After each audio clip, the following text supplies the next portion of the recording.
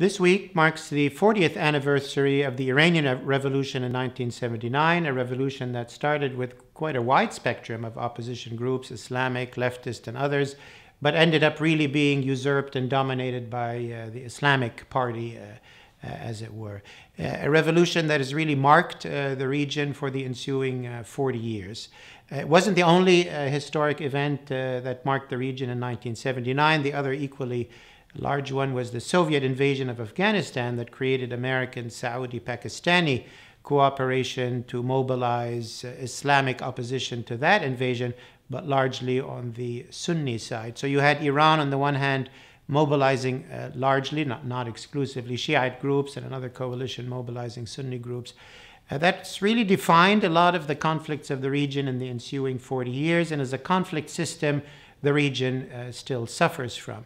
When we look at the condition of the Iranian nation, Iranian people themselves, certainly the hopes of the original revolution, I would say, largely unmet.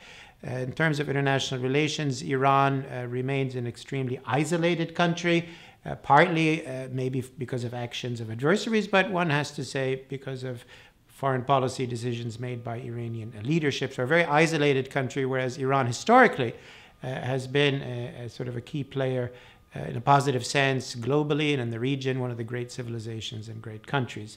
Secondly, at the political level, a revolution that rose up against the oppression of the Shah's Iran is a country today that suffers from very high levels of political repression and violation of human rights, as well as cultural repression. Thirdly, on the economic level, a country which should be certainly among the G20, should have a very vibrant and globalized and integrated economy with high levels of job growth and so on, still finds itself a crippled economy, very isolated from the international economy, but also domestically suffering from high levels of corruption and policies that are really not creating sustainable job-creating growth. So I would say not a very positive balance sheet, as it were.